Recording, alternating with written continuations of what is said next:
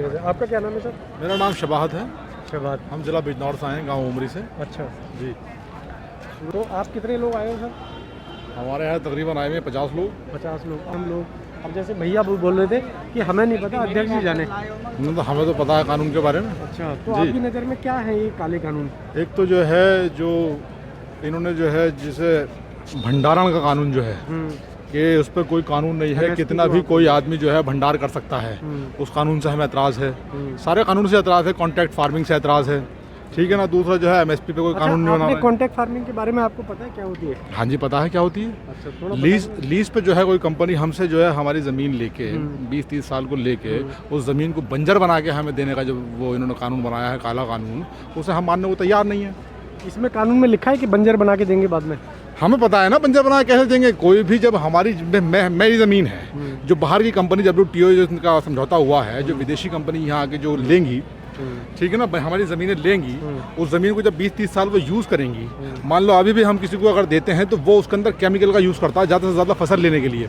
जो वो केमिकल जो है वो ज़मीन को बंजर बनाता है। तो कोई भी जब मेरे से अलग मेरी ज़मीन लेगा तो उसे फसल चाहिए, उसे ज़मीन से मतलब नहीं रहेगा। वो पेस्टिसाइड डाल के ज़्यादा फसल लेगा और जिससे कि हमारी ज़मीन को बंजर बना के छोड़ देगा। लेकिन सर एक चीज़ ये है कि क्या मतलब अगर ये कानून आने से आपकी ज़मीन वो ज़बरदस्ती ले लेंगे, अगर आप देना चाहेंगे तब लेंगे, या हाँ, आपकी ज़मीन वो ज़बरदस्ती तो नहीं ले सकते ना? ले सकते हैं आपकी ज़मीन है, अगर आप उनसे कॉन्ट्रैक्ट करेंगे तभी आपकी ज़मीन लेंगे ना।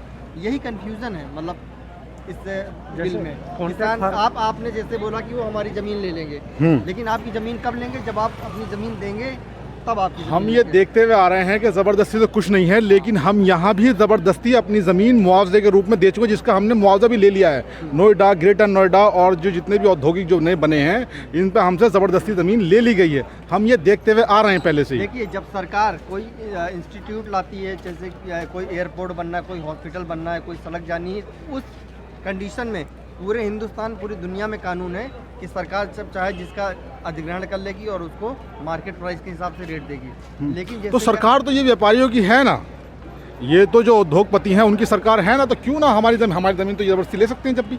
अच्छा, आप ऐसा कानून बनाया क्यों जाए, क्यों दें हम? मतलब आप इस पे कंफ्यूज हो? इतने बड़े बड़े कानून, इतने बड़े बड़े, आपको बिल्कुल बताता हूँ क्योंकि मैंने पढ़ा हुआ है इस पे। आपकी जमीन कोई आपसे जबरदस्ती कॉन्ट्रैक्ट नहीं करवा सकता जब तक आप देना ना चाहें। मध्य प्रदेश और राजस्थान में बहुत से ऐसे कई एकड़ जमीनें हैं जहाँ पे नींबू की फसल उगाई जाती है। सरकार चाहे आपसे कॉन्ट्रैक्ट करे या चाहे कोई जैसे रिलायंस हो गया, जैसे आप बोलते हैं अडानी अंबानी, समझ गए, तो ऐसे बहुत बड़े बड़े कारपोरेट्स हैं जो सब्जियां बेचते हैं, ठीक है, ग्रोसरी आइटम बेचते हैं, तो वो आपकी दुकान से मतलब आपके खेत से खरीद लेते हैं, लेकिन वो आपसे ज़बरदस्ती नहीं करते। अगर आपकी मर्जी है तो आप दें, आपकी मर्जी नहीं है तो आप ना। ये सभी कानून मिले हुए हैं ना। मान लीजिए कि हमारी फसल कुछ इन्होंने ज़मीन ले ली और फसल को स्टॉक कर ले जाएगा, जब उसे स्टॉक कर ले जाएगा तो वो ज़मीन तो वो तो जो है जो प्रोडक्ट होगा, जो हमारी फसल होगी, वो तो ऑटोमेटिक महंगी करके बेचेंगे हमारे लिए। तो महंगी तो अब भी जो बिचौलिया है, महंगी तो अब भी वो भी बेच रहा है। कौन बेच रहा? अब तो हमारी सस्ती बिक रही है ना, महंगी कहाँ बिक रही है? अभी धान जो है हमारे जो है 800 रुपये कुंटल बिका है। बिचौलिया आपसे सस्ती लेता है, तो हम बिचौलियों को खत्म करना चाह रहे हैं ना। हम नहीं चाहते ऐसा कानून। सरकार कर रही है। बिचौलिया कहाँ कर रही है सरकार? सरकार तो बना रही है। क्या बना रही है? बिचौलिए बना रही है सरकार, तो ये बिचौलिए ही तो हैं। इसमें जितने बड़े बड़े ये जो कर रहे हैं, ये बिचौलिए ही तो हैं। बिचौलिए हटा के इसमें ऑप्शन दिए हैं आपको, या तो आप सीधे बेचो। एक बात सुनो मेरे सीधे एक बिल में मान लो 12 बिंदु थे वस्तु भंडारण में, 12 बिंदु में 9 बिंदु पे संशोधन के लिए तैयार है। तो जब 9 बिंदु खुद मान रही सरकार के ये गलत है, तो 3 बिंदुओं में बिल थोड़ी आएगा। इसका मतलब ये नहीं होता कि कानून गलत थे। कभी कभी सॉरी गलत कैसे नहीं होगा? ये बताओ चोरी से चोरी छिपे जब कानून लाए हैं, मेरे कहना का मतलब ये है 700 चौपाले अब लगा रहे हैं।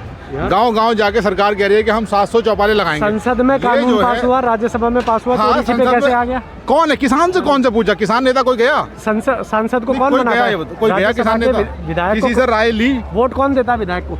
हम ही देते हैं, हमने बनाए हैं ना, तो हम इनसे विरोध कर रहे हैं अब। और वो लोग जाके वहाँ पास करा रहे हैं। अरे तो हम मना कर रहे हैं ना, अब हम ही किसान है ना, हम विरोध कर रहे हैं इस चीज का, तो हमारी बात मान ली जाए। आपने ये कहा कि 12 पे वो मान गए, ठीक है, 12 पे संशोधन करने के लिए 9 पे मान गए। हाँ, आपको लगता है कि हर आदमी सॉरी कहने वाला गलत होता है? मतलब सॉरी कह रहे हैं, संशोधन कर रहे हैं, तो इसका मतलब कानून गलत था?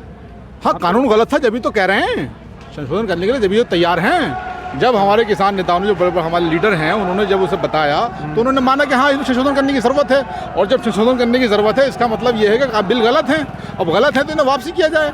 सर सिंपल सी मांग है। इसका मतलब अगर वो संशोधन करने को राजी हैं क्योंकि वो चाहते हैं कि किसान खुश रहे किसी भी हाल में। तो किसान अगर खुश रहता तो किसान से एक कानून बनाने से पहले भी तो एक मीटिंग करी जा सकती थी, इन्हें बुलाया जा सकता था, इनसे राय ली जा सकती थी, इनसे किसी से राय नहीं ली गई और ऑटो जो कोरोना काल के चक्कर में जो है पीछे से जो है कानून पास करा दिए क्योंकि पूर्ण बहुमत की सरकार है। जी, ये कानून जैसे सितंबर में आया था, तो सितंबर से आप लोग आए नवंबर के लास्ट में तो नहीं, हाँ पंजाब में तो ये चल रहा 3 महीने से ना। आप लोग तो यूपी से आए ना। हाँ तो ये तो पंजाब में तो 3 महीने से चल रहा है ना, वहाँ तो सुनवाई नहीं हुई ना। आप लोगों को अब पता चला जाके किसे? गलत है नहीं, हम भी जब से एक्टिव हैं, लेकिन जो अब हमारे लीडर जो कह रहे हैं, हमारे दिशा निर्देश जो दे रहे हैं, उसी हिसाब से काम करना पड़ेगा ना भाई। आपको मतलब- शायद याद हो 2002-3 के बीच में जब महेंद्र सिंह टिकैत किसान यूनियन के नेता थे तो किसान यूनियन ने आंदोलन किया था, याद है? जी याद है ना? जी बताएं।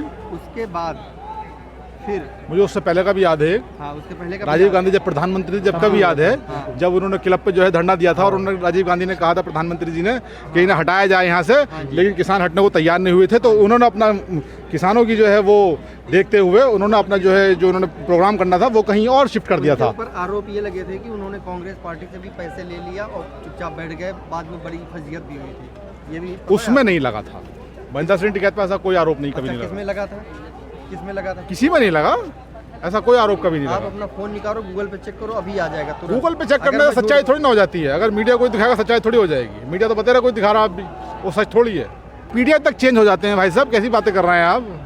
लोगों के विकीपीडिया तक चेंज हो जाते हैं गूगल पे। तो हमें चलिए, पता तो है। यहाँ पे अब आपको आप इतने दिन से हैं, अब आपको क्या लग रहा है कि सरकार मानेगी? क्योंकि सरकार मानना ने ही बोल दिया पड़ेगा। कानून वापस नहीं लेंगे, मानना ही पड़ेगा, तो कितने दिन और बैठेंगे आप? जब तक सरकार चाहेगी। जब तक सरकार चाहेगी, क्योंकि जब तक सरकार मानेगी नहीं, जब तक सरकार मानेगी नहीं, हम भी यहाँ से हटने तो वाले हैं सरकार कह रही है कि हम संशोधन करेंगे कानून में, हम करने को तैयार हम हैं, बातचीत संशोधन पे करें। तैयार नहीं है ना, हम कोई बीच का रास्ता आप निकालने के लिए तैयार नहीं है। हमें तो सरकार वो बिल वापसी करे, हम अपने घर वापसी जाएंगे। नहीं, मुझे ये बता दो, आप कह रहे हैं मोदी जी ने अडानी के लिए काम किया।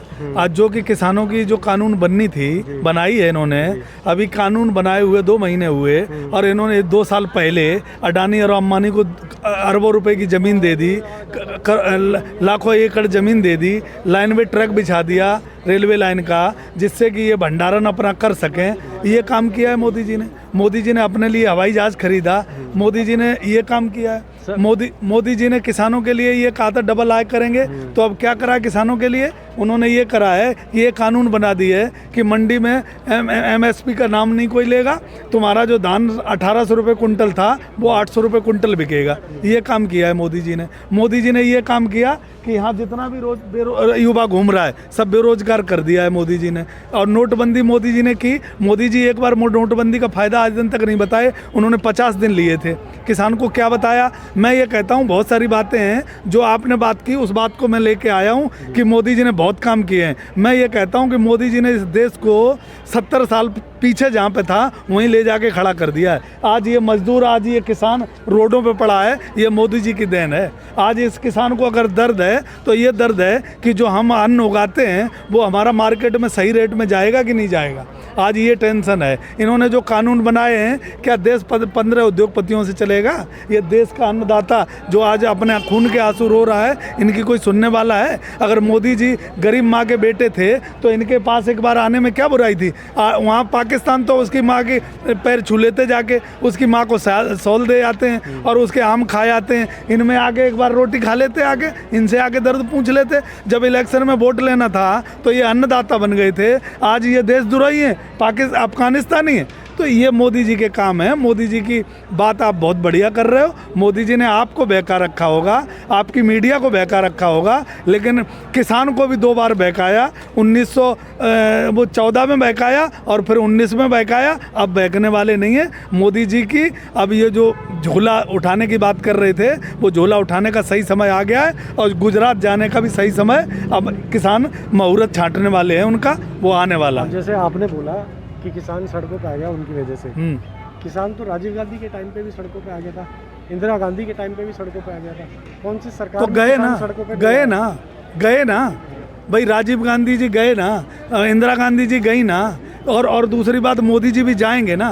तो अब बस जैसे आपने बोला कि मतलब ये कानून अभी तो लाए हैं कानून, सितंबर में कानून आया है, तो आपको मतलब 3 महीने में कैसे पता चल गया? 3 महीने में मंडियों में, आपने मंडियों में जाके देखा ये कैमरा कभी मंडियों में जाके लगाया? मंडी में भी गए। मंडियों में क्या हुआ बताओ तुम। आज यहाँ किसान की जो ये 1800 रुपये कुंटल की मक्का का रेट था, वो 900 रुपये कुंटल किसान बेच के आया। मंडियों में ये है। और इनने जो अनलिमिटेड भंडारण का जो हटा दिया है, इसका तुम्हें पता है जो 800 रुपये कुंटल का भी अब रेट नहीं मिलेगा, क्योंकि अब आप समझ रहे हो व्यापारी के पास यहाँ देश में एक व्यापारी जो 3.5 लाख रुपए पर डे कमाता था, आज उसकी क्षमता 3.5 करोड़ की हो गई है। वो 3.5 करोड़ रुपए पर डे कमा रहा है। किसान की आय, किसान जो कमाता था अपना 1000 रुपये, 1100 रुपये, 1800 रुपये कुंटल बेचता था, अब उसके रेट 800 रुपये की नहीं रहे। तो किसान को आय कम क्यों हो रही है? किसान के पैर की चप्पल क्यों छीनी जा रही है? और इनके महल क्यों बढ़ रहे हैं? इनके पास नई नई टेक्नोलॉजी के जहाज आ रहे हैं। क्या ये सौभाग्य है कि कोई नेता के घर में पैदा हो, उसी का बेटा नेता बनेगा?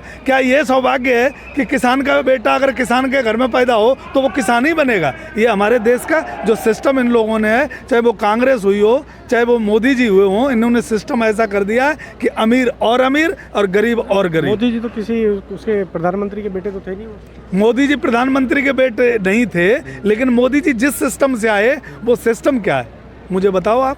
उन्होंने उस सिस्टम चुनाव लड़के आए, वो चुनाव लड़के आए, लेकिन उस सिस्टम की गुलामी करके आए। उन्होंने अपने बीबी पे भी अपना ध्यान नहीं दिया, अपने परिवार पे भी ध्यान नहीं दिया, लेकिन उस सिस्टम के वो इतने बड़े वो बन गए कि वो सिस्टम जो है वहाँ से वो प्रधानमंत्री बने। अब ये किसान का बेटा ये भी तो है। इसे ये आप जिस सिस्टम की बात कर रहे हो, अब जैसे बीजेपी तो कभी थी नहीं सत्ता में, एक बार आई अटल जी के जमाने में, फिर उसके बाद सीधा मोदी जी आए। अरे तो कौन से सिस्टम से मोदी जी आए? तो बीजेपी सत्ता में नहीं आई ना। बीजेपी ने क्या करा? बीजेपी ने धर्म में देश बांट दिया, पूरा हिंदू मुस्लिम कर दिया, हमारे सब किसानों को हिंदू बना लिया और सबको अन्नदाता बना दिया, सबको भगवान बना दिया। अब क्या हुआ? अच्छा, एक बात पूछूंगा मैं कि जैसे अडानी अंबानी जो बोलते हो इंडस्ट्रियल, बिना इंडस्ट्री के काम चल रहे हैं? खूब इंडस्ट्री बनाओ, लेकिन यार अधिकार, कपड़े पहने ये कहाँ खेत में बनते हैं? मुझे ये बताओ, कपड़े हमारे पूर्वजों ने भी कपड़े बना के भी